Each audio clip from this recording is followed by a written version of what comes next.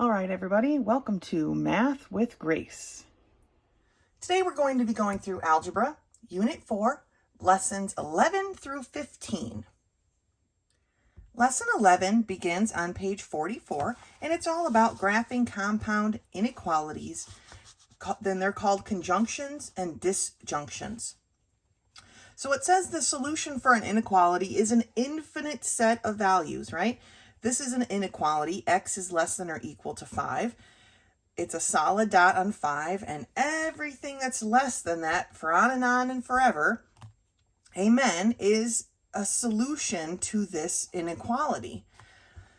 But for some inequalities, we have a range of values, and they're called compound inequalities. And there are two kinds, like I said before, conjunctions and disjunctions. We're going to start by talking about conjunctions. And a conjunction is two inequality conditions that must be true at the same time. And we use the word and, okay? Conjunctions have an upper and a lower limit, and they're connected with the word and, okay? Here's an example here in the middle of the page. It says, a particular medicine needs to be kept at a temperature that is above freezing and below 50 degrees Fahrenheit. The acceptable temperature range can be expressed by using the two inequalities in one sentence. X is greater than 32 and X is less than 50. The upper limit is 50 degrees. The lower limit is 32 degrees. It can be written, and this is how we'll see it most of the time, like this. 32 degrees is less than X. It's less than the value that we need, which is also less than 50. Okay, so that shows that the values we need are between 32 and 50. All right, and then here's how it's graphed. Move my paper up a little bit. I'm not really fond of the graph they chose, but this is 32. It's an open circle because 32 is not included in this inequality. And at 50, it's an open circle because 50 is not included in this quality. But then they draw the line between open circle to open circle, okay? That is a conjunction, all right? This and this, all right? And it has to be the things that fit in between there, this and this. It's only a segment of our number line, okay? It's only a chunk of it. That's how a conjunction looks, okay? So then the next type is called a disjunction. For a disjunction, it is a condition that requires only one of two inequalities to be true. It's called a disjunction. They don't have an upper and a lower limit. Instead, they have a set of values between two endpoints that are not part of the solution, okay? And what that basically means, a set of values that are not part of the solution, if you look at the answer here, it's a piece is missing, okay? This one goes to the left from here to the right, but it's missing a chunk of the number line, okay? That's how we can think of a disjunction, and it uses the word or. Sticking with our medicine example, it says here that temperatures below 32 or temperatures above 50 are harmful to the medicine, okay? It'll probably cause the medicine to deconstruct, and then it won't work. So below 32 degrees, okay, 32 degrees and below is represented here. X is less than or equal to 32 degrees. Solid dot, everything less than or equal to, here's our less than sign, points us in the right direction, right? Or if the medicine gets too warm at 50 degrees or higher, okay? So that is represented here. X is greater than or equal to 50 degrees. Solid dot, greater than, right? Here's our greater than symbol, shows us which way to draw our arrow. We're missing the chunk in between where our medicine is supposed to be kept, because if it gets less than 32 degrees, the medicine will go bad. Or if it gets more than 50 degrees, the medicine will go bad. Okay? So that's a disjunction. We're missing a chunk in the middle and the arrows go out both sides. Okay? Here over on page 45, we've got the steps re-summarized for you here. And let's go ahead and do some of these problems together. So let's take a look at number 1. Graph the solutions for each compound inequality. So right away, we have to be able to recognize conjunction, disjunction, and what it's supposed to look like. Remember, this is the setup. 32 degrees is less than x, and that is less than 210. This is our and setup, all in one sentence. This is a conjunction. So they've given us a very simple number line. We just put a 32 here and a 212 right here. 32 is not included. I don't have a little equal sign, so I have a open circle. 212 is not included. I have an open circle. Because I have a conjunction, I connect everything in between because I want x greater than 32, so this way. But I want x is less than 212, which is this way. So it's just everything in between them, okay? Good job. Let's look at number 2. Number 2 is x is less than or equal to 32, or x is greater than and equal to 32. Here's your clue. This is a disjunction, okay? So we can mark our 32, our 212. Now let's look, okay? For this one, x is less than or equal to 32. That is a solid dot. And less than goes that way. Here, x is greater than or equal to 212. Equal to is part of it, so that gets a solid dot. And our line goes that way. Okay? Disjunction. What about number 3? Negative 15 is less than or equal to x, which is less than negative 1. Okay? This is a conjunction. So we can write negative 15 here, negative 1 here. Negative 15 is included in the answer, so it gets a solid dot. But negative 1 is not, so it's an open circle. And then we connect them like such. Okay, that is a conjunction. Number 4, x is less than 100, or x is greater than or equal to 120. So we got 100 here, 120 here. 100 is not included, so it's an open circle, and x is less than that.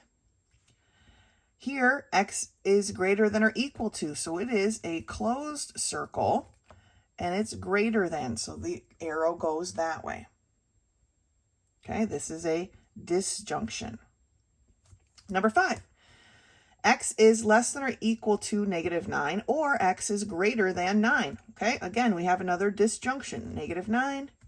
9 less than or equal to tells us it's a solid dot, and our arrow goes this way. Greater than tells us it's an open circle, and our arrow goes that way.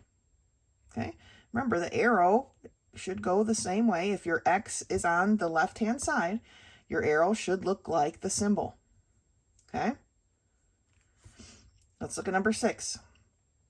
0 is less than or equal to x, which is less than or equal to 24.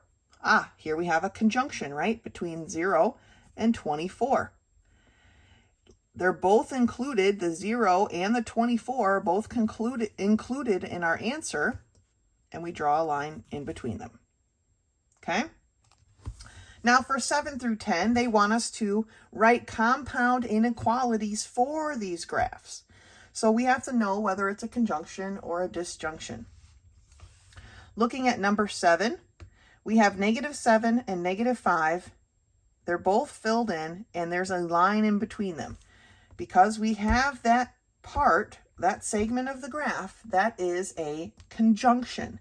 So we put our negative 7 here, and we're going to say that it's less than or equal to, okay, because it's a solid dot, x, which is less than or equal to 5. Because it's a solid dot, and there's our 5, okay? When we are working with conjunctions, our arrows should always point the same direction, okay? Our signs here should always point the same direction. For number 8, we've got our negative 2 and a 2, right? And our x is in between, Well, not really. This is a disjunction. I got ahead of myself here. We have -2 and everything less than -2. So here my x is less than -2, right? But it doesn't include the -2 because it's an open circle. Here, my x is greater than +2, but it's also greater than or equal to because it's a filled in dot, right? Greater than or equal to 2. This is an or situation because it is a disjunction. We're missing a chunk. Okay? Remember, conjunctions, we have a chunk. We only have a chunk. Disjunctions, we're missing a chunk. Okay? So number 9, again, is a disjunction. So x is less than and equal to, because it's a solid dot, 38. And x is greater than or equal to, because it's a solid dot, 38.5. Okay? This is an or situation because we're missing a chunk. It's a disjunction. Number 10 here, we have 17 is not part of it, right? And it goes up to 20. That is part of it. We have a chunk of our chart, so this is a conjunction. So -17 is less than x, but not equal to, right? Because it's an open circle. But x then is less than or equal to 20 because it's a closed circle. This is a conjunction. Okay? So we write them together in one statement. Disjunction is 2 statements. Conjunctions are 1. Okay? Great job. That is lesson 11. Remember, conjunctions are the and statement. Okay? 2 things written together. We have a small chunk of our number line. Disjunctions are the or statement. We have them separated by the word or. They're separated on the number line. We're missing a chunk. Okay? That's lesson 11. Lesson 12 begins on page 49, and it's about multiplying larger polynomials. So, the same process used to multiply binomials works for multiplying all polynomials. We multiply every term in the first polynomial, remember polynomial is just a group of terms, by every term in the second. So here's their example. They're starting off with the vertical method. That's really not something that we will be using in class, so I'm just going to go ahead and skip ahead to the horizontal method. So when we multiply the quantity 7a minus 3 times the quantity a squared minus 4a plus 1, they have it here. We're basically going to split this binomial split it apart and then multiply each part of it by all of the parts of the second polynomial. And that's what they've done here. So they've taken the 7a and now they're multiplying it by all of the parts of the second polynomial. Then they take the minus 3. Don't forget the signs when you do this. The minus 3, and they're going to multiply it by all of the parts of the second polynomial. So that's what they get here when they multiply the first one out. And here's what they get. Remember, take the -3 with you in each step. And then what you have to do once you're done multiplying those through is you have to figure out and combine your like terms. And then you end up with your answer. Let's turn the page. Looking at example 2b here on page 50, we have 2 trinomials being multiplied by each other, but they've done the same thing. They're going to take each part of the first one, okay, 2x, 3y, -7, and multiply it, writing it in by the whole entire second trinomial, okay, or polynomial, however you want to say it. Then they distribute and multiply the whole thing out. Then they combine their like terms, okay? So those are the steps, but let's take a look at some of these problems together. They don't give you a whole lot of space. If you end up doing your quizzes and tests on scratch paper, please include those when you turn them in so that I can possibly give you partial credit for your actually showing your work, okay? But let's see if there's enough room here for me to write these in. For number 1, we have the quantity 4x plus 3 times the quantity x squared minus x plus 8. Okay, so First thing we're going to do is we're going to break apart this binomial. So I'm going to take my 4x and I'm going to multiply it by all of the parts here in the second polynomial. So x squared minus x plus 8. Now, these problems take a lot of writing at first. Maybe at some point we'll be comfortable enough where we won't have to do this and we can just distribute. But for now, I feel like you need to write them out so that you can see what you're doing. So then the second part is plus 3 times all of the second polynomial, x squared minus x plus 8. Careful when you're rewriting this that you write the signs correctly, that you write the numbers just like anytime you do math. Make sure you're transcribing it properly. So now we multiply the first one. So we're going to take this 4x and multiply it by every term inside the parentheses. 4x times x squared is 4x to the third. Okay? 4x times a negative x gives me a negative 4x squared. 4x times 8 gives me a positive 32x. Don't forget the x that's with this 4, okay? So we've multiplied out by all of the first set of terms. Now let's do the 3. 3 times x squared is a 3x squared. 3 times a negative x is going to be a negative 3x. Watch your signs. 3 times 8 is a positive 24. Now we need to combine our like terms. Here is an x to the third power. Here is a term with an x squared, and here's a term with an x squared. Here is a term, remember the signs go with the term, for an x, and here's a term for an x, and here is a constant. Okay, so I've marked all of my like terms. Now I need to combine them. 4x to the third doesn't have anything to combine with, but then I have this negative 4x squared plus 3x squared. So I have gone down 4x squareds, okay, and I'm going back up 3. That leaves me with at the spot of negative x squared, okay? Remember, when we're adding and subtracting these, the variable doesn't change. It's just the coefficients. So my next terms then are 32x minus 3x, okay? So it's basically 32 minus 3, which is 29x. And then my constant over here doesn't have anybody to mingle with, so he's just a 24. I'm going to put this in a box so that I'm clear where my answer is. And I've got 4x to the third minus x squared plus 29x plus 24. Okay? We're breaking up this first polynomial and multiplying it by every part of the second.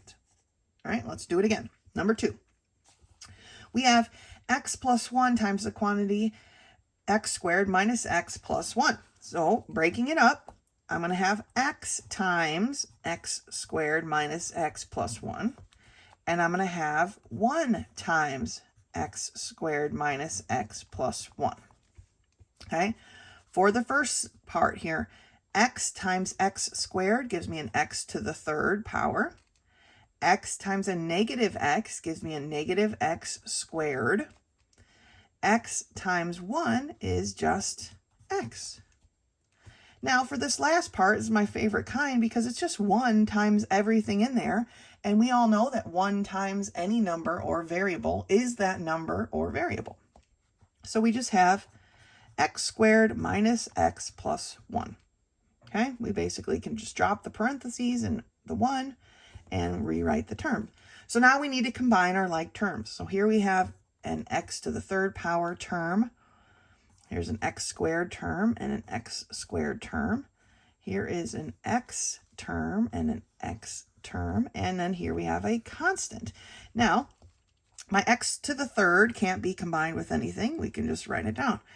But let's look at these x squared terms. We have a negative x squared plus x squared. Negative x squared plus an x squared is a 0. So technically they've canceled each other out. Then I have x minus x. Well, again, x minus x is a 0 and they've canceled each other out. So I'm just left with this plus 1. So my answer here is x to the third plus 1. This can and will happen quite a bit when we're doing these kinds of problems. There are special kinds of problems you'll learn about further into your algebra careers. But sometimes our terms do cancel out. Okay, so don't freak out like you got the wrong answer. It just happens sometimes. Let's take a look at number 3. 2y plus 3 times the quantity y squared minus 6y plus 4. So again, we're splitting it apart.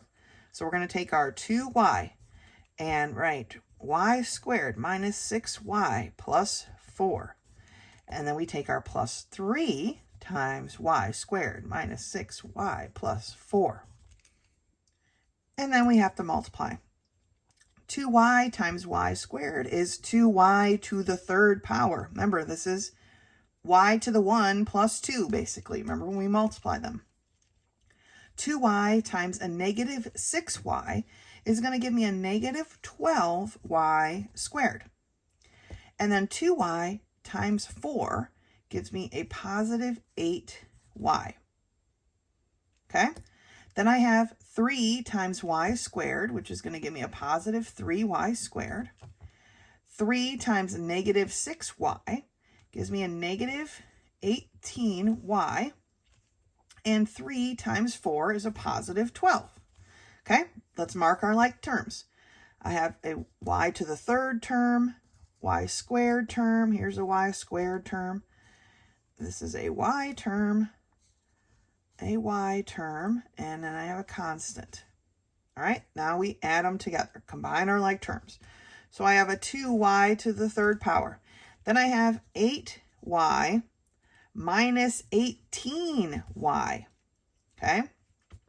8y minus 18y is basically 18 minus 8 is 10, right? But it's going to be a negative because the negative number was bigger. So negative 10y. Oh, I forgot my y squared. We'll come back to that one in a second. I have negative 12y squared plus 3y squared, okay? That gives me a negative 9y squared. Almost forgot that one. Then I have my negative 10y, and then I have my positive 12. Put a box around my answer so I can see it clearly. So it's 2y to the third minus 9y squared minus 10y plus 12, okay? Number 4. 3x minus 1 times the quantity 4x squared plus 2y minus 5. Break it apart. 3x times 4x squared plus 2x minus 5. And then I've got negative 1 times 4x squared plus 2x minus 5. Okay? Remember, breaking it apart and then multiplying each part. I'm not going to finish this one. I just wanted to break one more apart with you. That's a binomial times a trinomial. I want to do this number 6 with you before this section gets too far. So go ahead, finish number 4, do number 5, then we can take a look at number 6. All right, taking a look at number 6. We have 3 parts here. That's why I want to do number 6, because it's going to take some space in number 5. You might have to do this one on a separate sheet of paper, because we want to break up all 3 of these parts and multiply it by all of this. So I'm going to write way over here, 4z squared is going to be times z. I hate when they choose z, but z squared plus 2z plus 2. And then I have negative 4z times z squared plus 2z plus 2.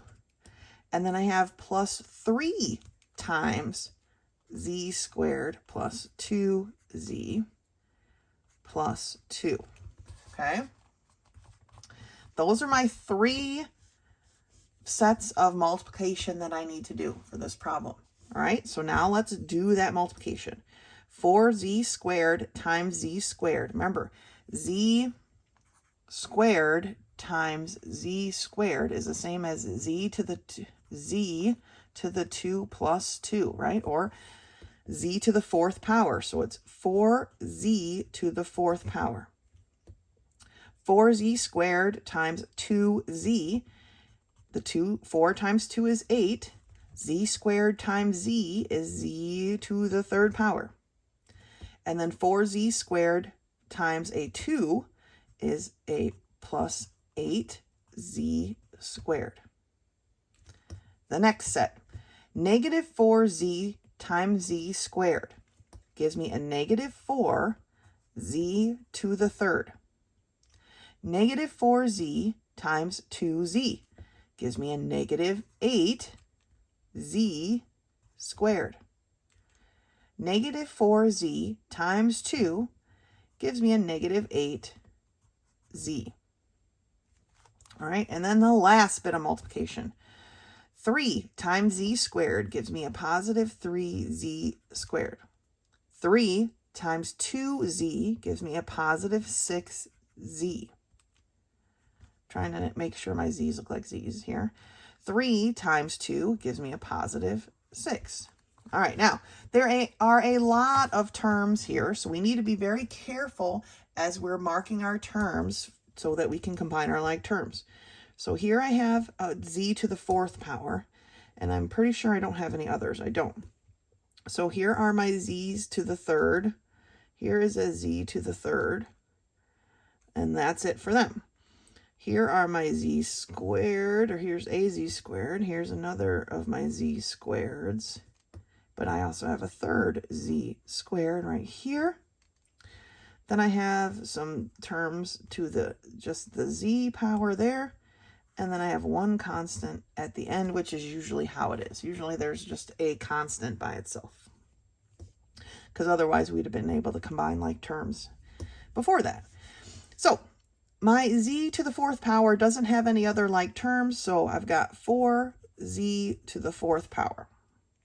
But let's take a look at these z to the 3rd power. We have 8z to the 3rd minus 4z to the 3rd. So remember, if you had 8z to the 3rds and someone took 4 of them, you would have 4z to the 3rds left.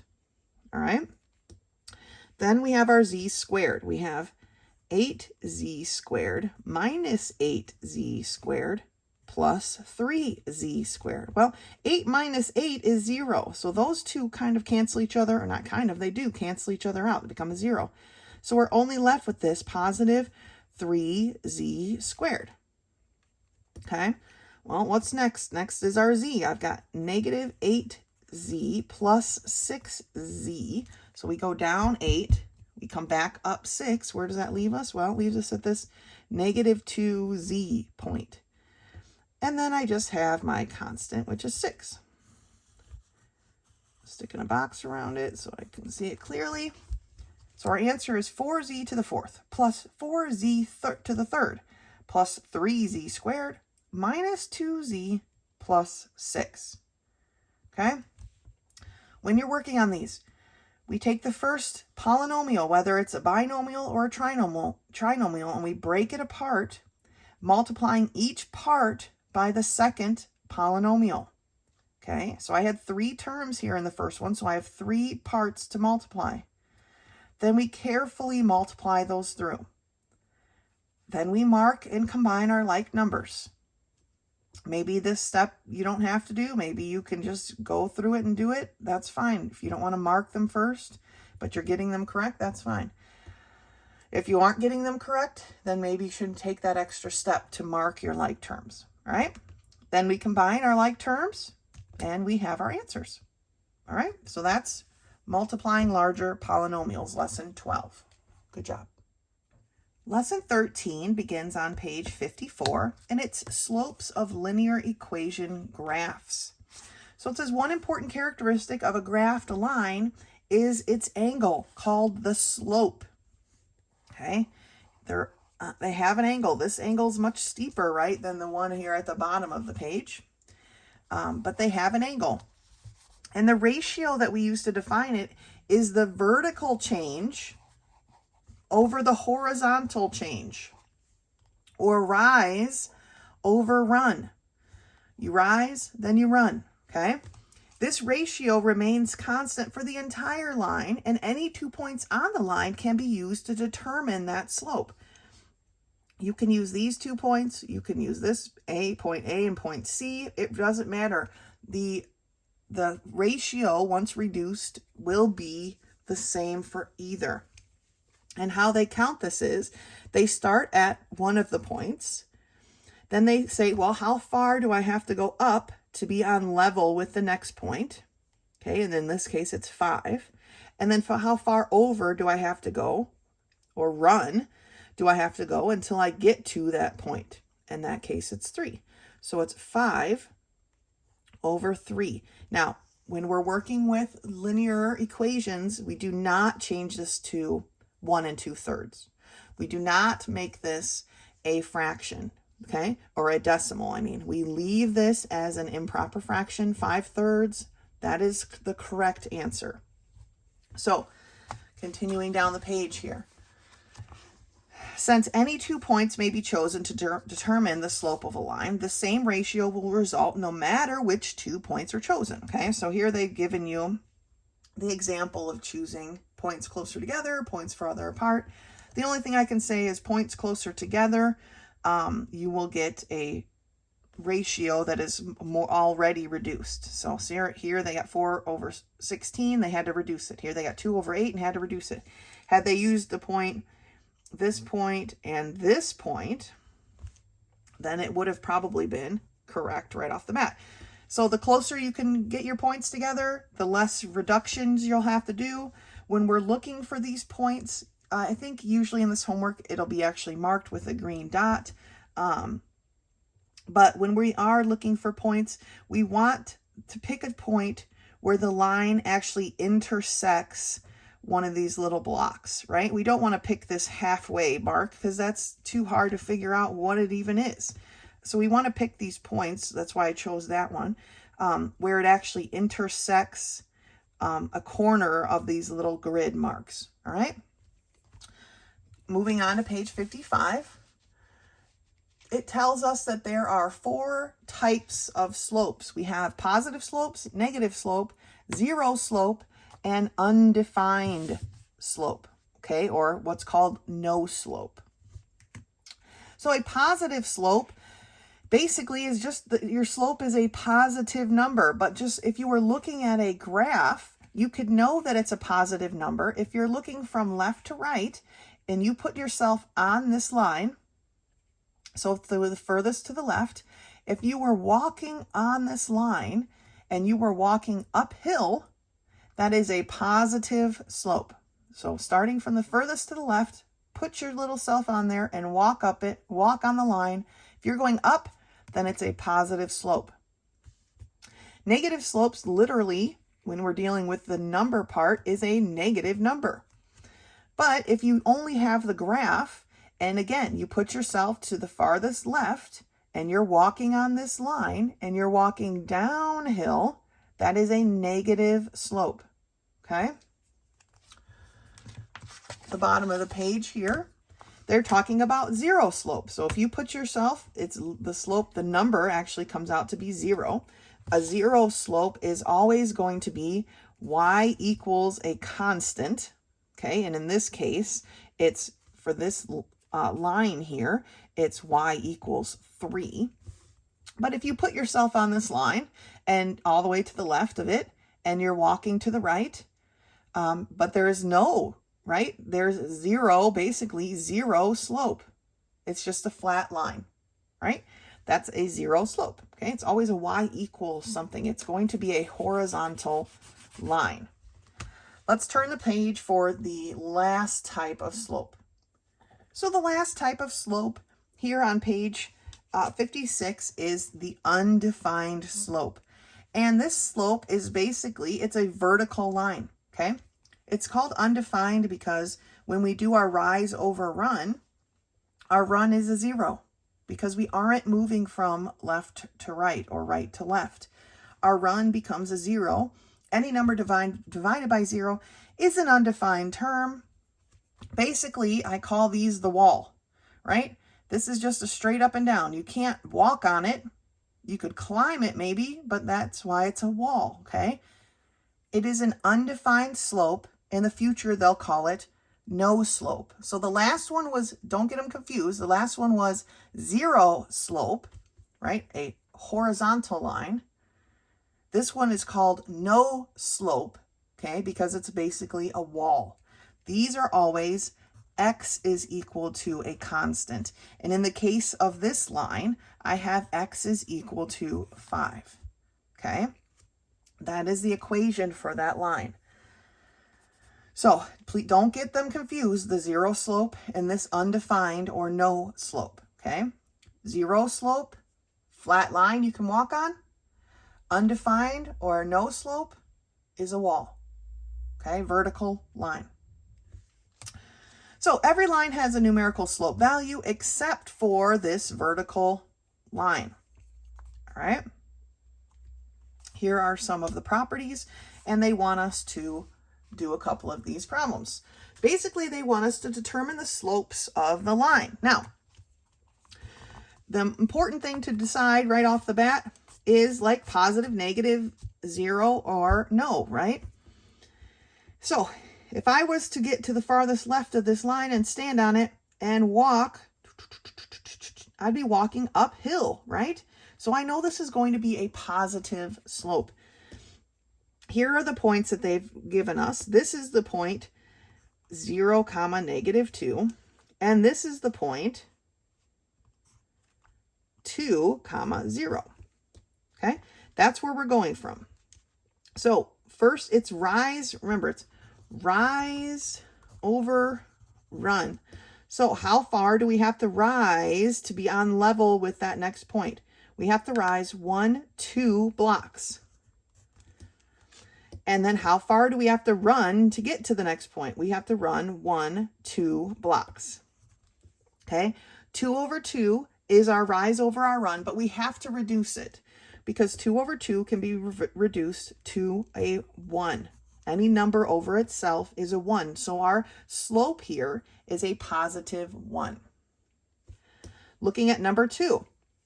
If I were to stick myself on this leftist part of the line and walk to the right, I would be walking downhill.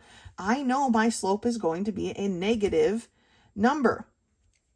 Now, here is my point. It is the point -1, 3. Here is my other point that I'm going to, and it is a positive 2, -2. You do not have to write in the coordinates. I'm doing it for practice for you guys, okay? So you can practice figuring out what the coordinate points are, but you don't have to write them in if you don't want to.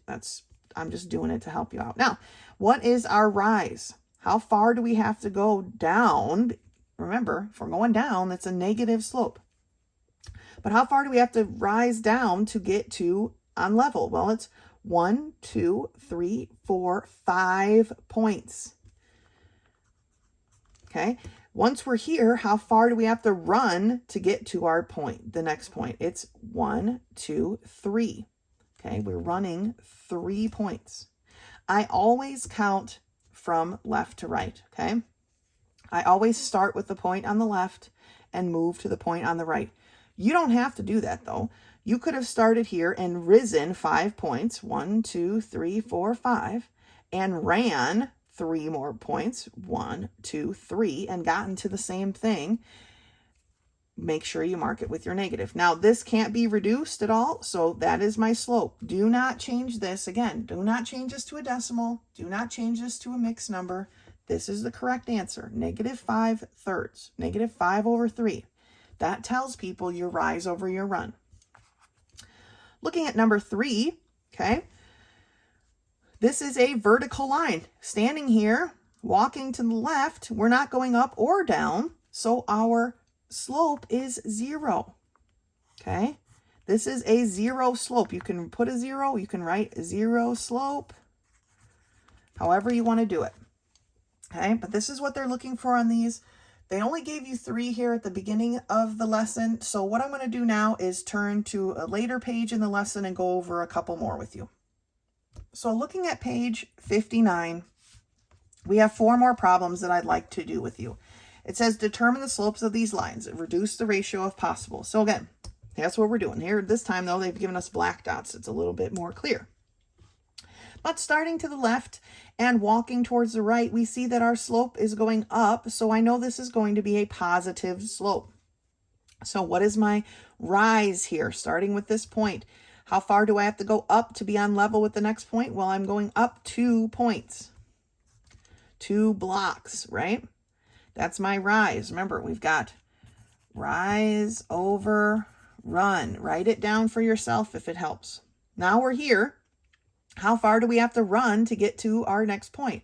1, 2, 3, 4, 5, 6, 7 blocks. 2/7 can't be reduced. So that's our answer. That is our slope for that line. Okay. Looking at number 45. If I got on the line here on the left and walked to the right, I would be walking downhill. This is going to be a negative slope. That being said, let's look at our rise, or this time it's a fall, right? We're not really rising, but we're going to call it that for now. How far do we have to go to get on level with the next point? We have to go 1, 2, 3, 4 blocks, right? And 4 blocks gets us to here. Now, how far do we have to run to get to the point? Our point is 1, 2 blocks.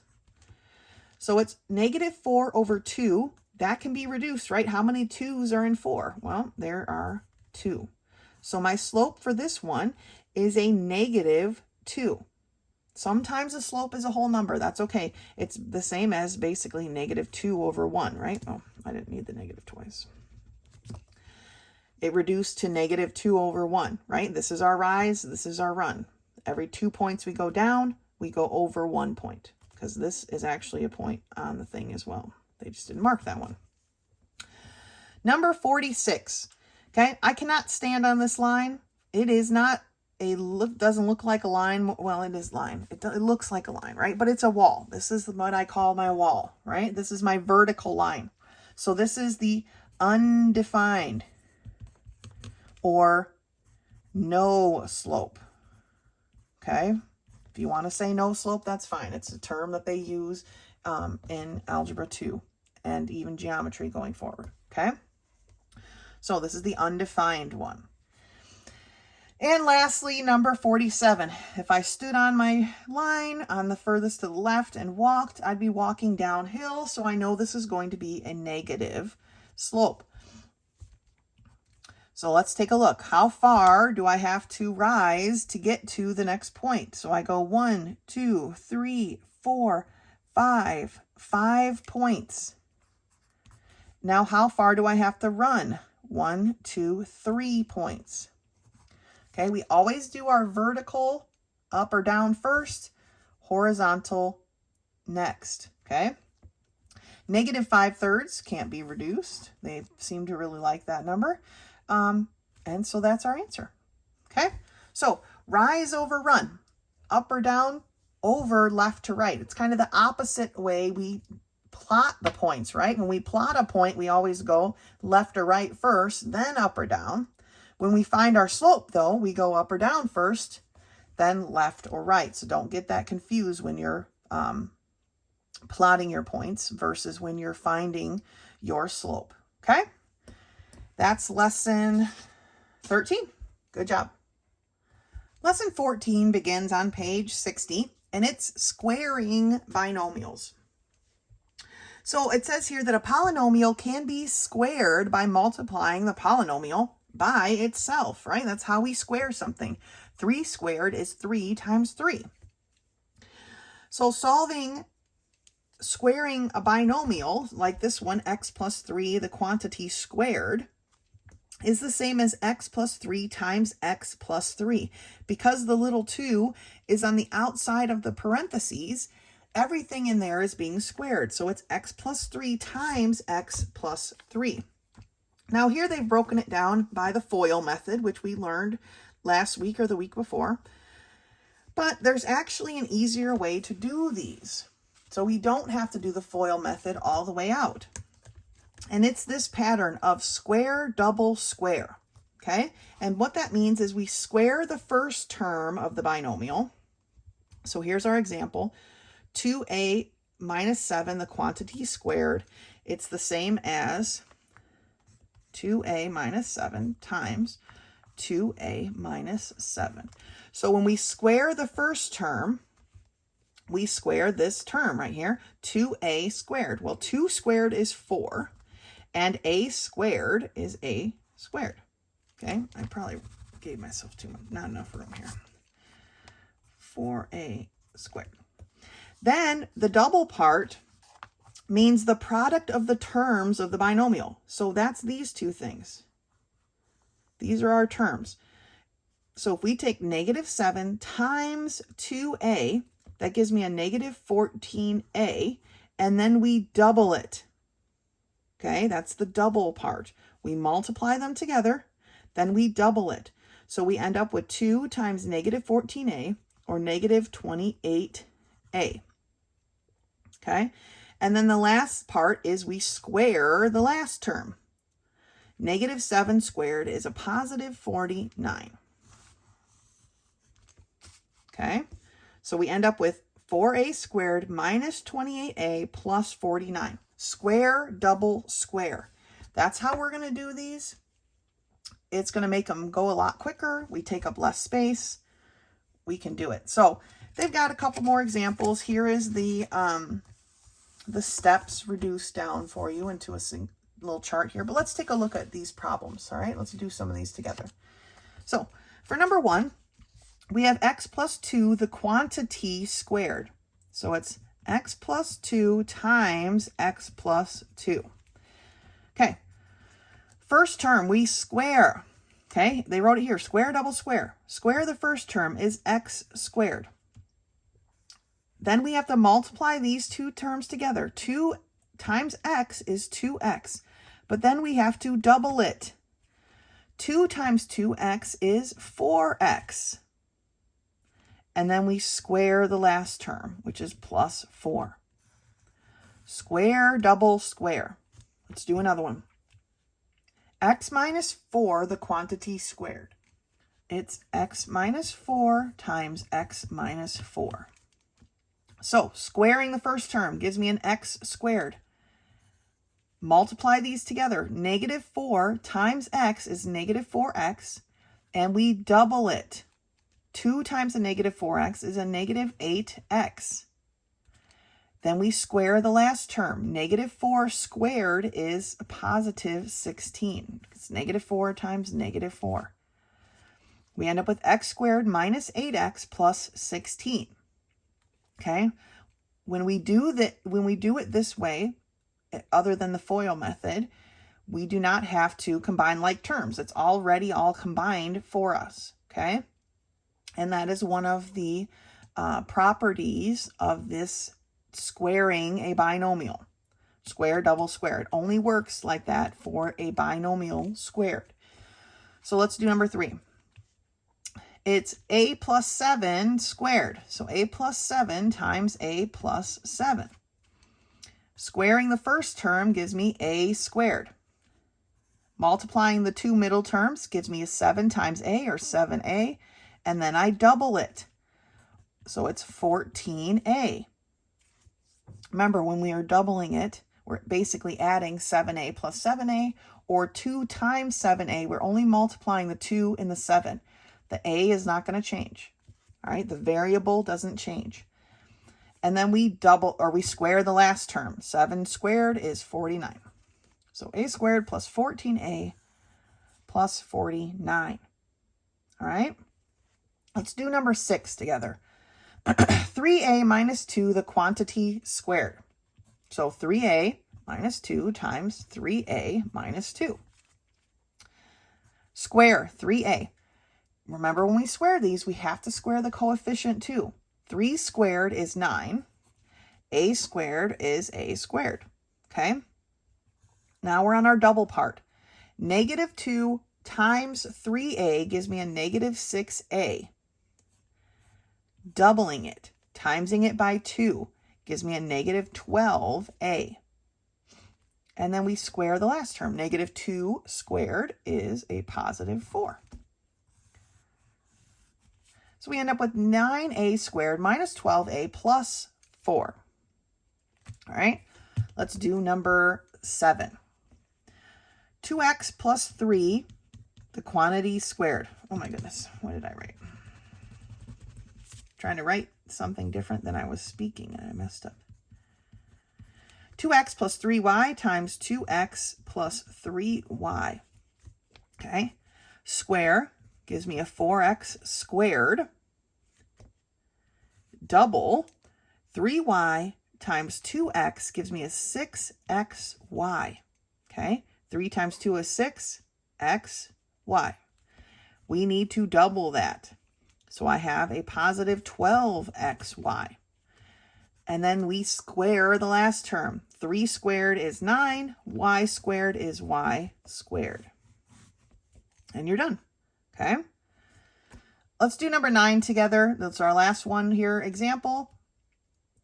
Because it's got a variable squared again. So we need to remember how we do that. So 6x squared plus 2y squared, the quantity squared.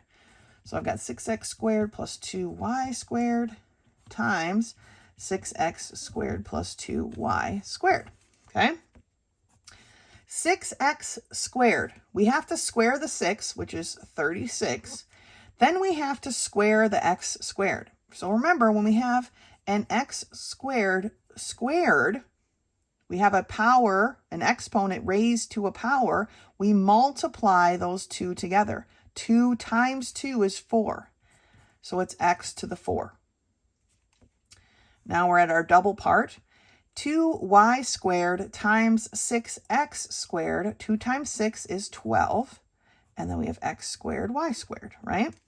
Then we double it. So we end up with a 24x squared, y squared. And then we square the last term. 2 squared is 4. Y squared squared, right? Y squared squared. We multiply this exponent by the exponent. So we end up with y to the 4th. 36x to the 4th plus 24x squared y squared plus 4y to the 4th ends up being our answer, okay? So remember, when we're working with exponents raised to a power, we multiply. When we're multiplying exponents, variables with exponents times each other, we add them, okay? When we have like bases, we add them, but there's none here that we do that with. But when we have an exponent raised to a power, we multiply the two terms together, okay? That's how we get these to the 4ths. All right, so that is our lesson on squaring binomials. We square the first term, we multiply the next two terms, and then double that. That's our double. Then we square the last one. Square, double, square. Okay, that's why I like to write it out. They don't do that there, over here. But I like to write it out because then you can see square, multiply, and double, square. Then we've used up all the parts and we're done. All right, great job. That's it for this video, for this set of lessons. Lesson 15 is review for your test. Make sure you go through that so that you're all ready to take your test. If you have any questions, please don't hesitate to contact me. Otherwise, until next time.